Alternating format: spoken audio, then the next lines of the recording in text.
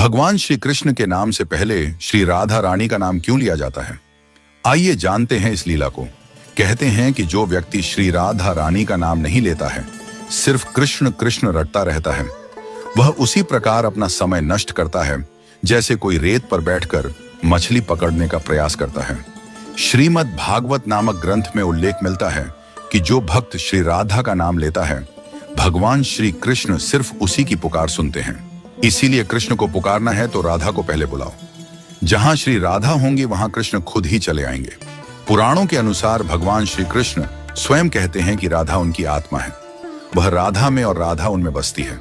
श्री कृष्ण को पसंद है कि लोग भले ही उनका नाम नहीं लें, लेकिन श्री राधा का नाम जपते रहें। इस नाम को सुनकर भगवान श्री कृष्ण अति प्रसन्न हो जाते हैं। इस संदर्भ में कथा है कि व्यास मुनि के पुत्र श्री शुकदेव जी तोता बनकर श्री राधा के महल में रहने लगे। शुकदेव जी हमेशा राधा राधा रटा करते थे।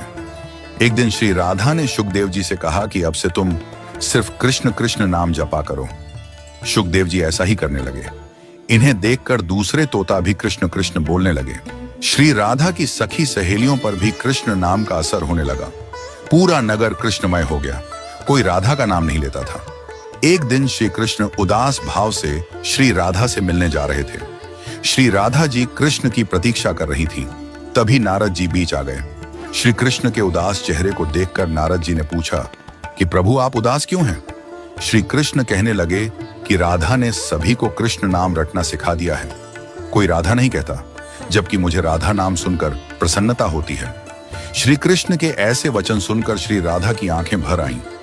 महल लौटकर श्री राधा ने शुकदेव जी से कहा कि अब से आप राधा राधा ही जपा कीजिए। उस समय से ही श्री राधा का नाम पहले आता है, फिर श्री कृष्ण का। क्या आपको पता है कि भगवान श्री कृष्ण ने अपनी कन्नी उंगली पर ही गोवर्धन पर्वत को क्यों उठाया था?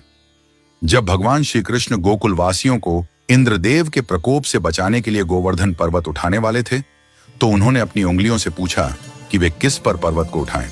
सबसे पहले अंगूठा बोला, मैं नर हूं। बाकी उंगलियां तो स्त्रियां हैं, अतः आप पर्वत मुझ पर ही उठाएं।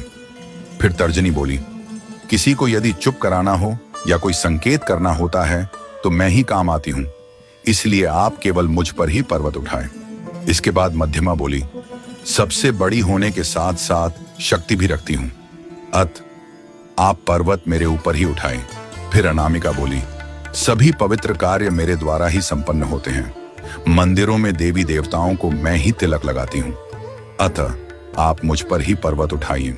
अब भगवान ने सबसे छोटी उंगली कनिष्ठा की ओर देखा